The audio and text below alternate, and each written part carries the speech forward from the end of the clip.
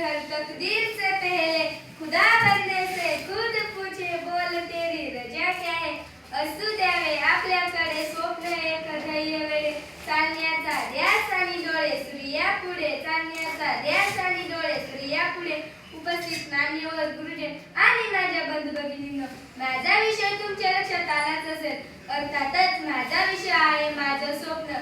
स्वप्न ज्याला इंग्रजीमध्ये ड्रीम म्हणतात, त्या स्वप्नाविषयी भारताचे माजी राष्ट्रपती भारतरत्न डॉक्टर एपीजे अब्दुल कलाम यांनी म्हटलं आहे, सपना कोई ऐसी चीज नहीं जो आप सोते समय देखते हैं, यह कुछ ऐसा है जो आपको सोने नहीं देता.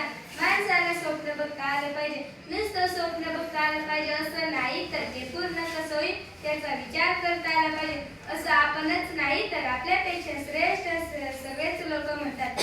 काही लोक म्हणतात भलता सलता स्वप्न पाहू नकोस, पण माझं तर म्हणणं आहे, ज्याला स्वप्न बघता येत नाही तो माणूसच नाही. कारण स्वप्न बघण्यासाठी संवेदनशील मन असावं लागतं, सेन्सिटिव्ह मन असावं लागतं. ज्यांच्याकडे असं तीव्र संवेदनशील मन असतं ते माणसं आपल्या स्वप्नपूर्तीसाठी वाटेल ते करतात, इतरांपासून स्वतःला वेगळं करतात. पण संवेदनशील नसणारे माणसं अधांतरीतच राहतात, ना धड इकडे ना धड तिकडे. स्वप्न हे अटके असलं पाहिजे.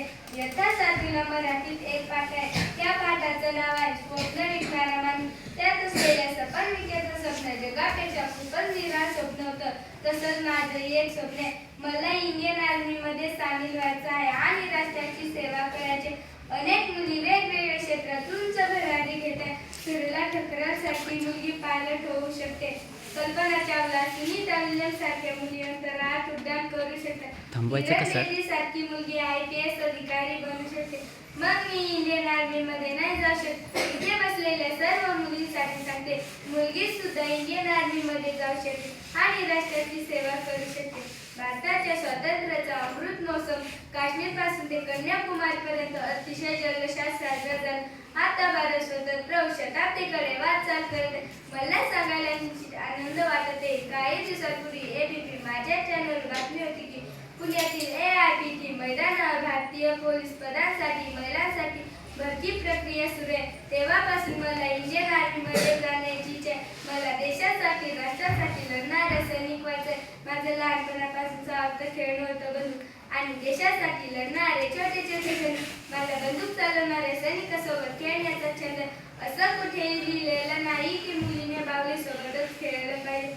मोबाईलवर मी सुद्धा शत्रू सैन्यासोबत लढण्याचा खेळ खेळ, पण माझे पप्पा ते मला खेळ खेळू देत नाही. ते म्हणतात, तुला सैनिक व्हायचंय ना, पहाटे लवकर माझ्यासोबत रनिंग कर, व्यायाम कर, योगासन कर.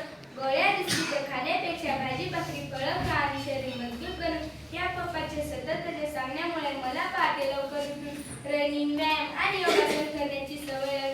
कधी चुकून मी जास्त वेळ झोपली तर माझे पप्पा मला म्हणतात, झोप कशी असली पाहिजे, श्वान निद्रा कुत्र्यासारखी झोप असली पाहिजे. पप्पा मला सांगतात, सैनिकाची झोप अशीच असली पाहिजे. आमच्या टीचरने पण आम्हाला सांगितलं होतं, तुम्हाला मोठेपणी काय व्हायचं. मुलींनी निरनिराळ्या गोष्टी सांगितल्या. तेव्हा टीचर म्हटल्या होत्या, विद्यार्थ्याचे 5 लक्ष्य नेहमी लक्षात ठेवा. काकचेष्टा, बको ध्यानम, श्वान निद्रा तथैवच अल्पाहारी प्रत्येकी विद्यार्थी पंचलक्षणम. आई सुद्धा मला लाडाने नेहमी म्हणत असते, जगून आयुष्य सैनिक कशी होशी आसावर मात करायला शिक.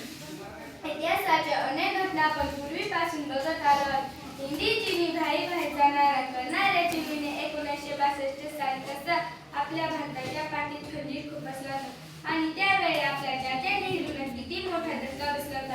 चीन पाकिस्तानची घुसखोरी भारतातील दहशतवाद हे आपण टीव्हीवर बघत असतो, पण आपण ऑपरेशन सिंधूरने त्यांना त्यांची जागा दाखवली.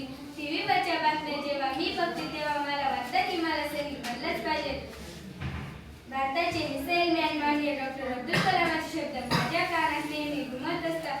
मंजिल उन्हीं को मिलती है जिनके स्वप्नों में जान होती है, पंख होने से कुछ नहीं होता, हौसलों से उड़ान होती है. स्वातंत्र्याच्या शताब्दीकडे वाटचाल करणाऱ्या सैन्याच्या बाबतीत मी म्हणे, संकट के पर्वत हो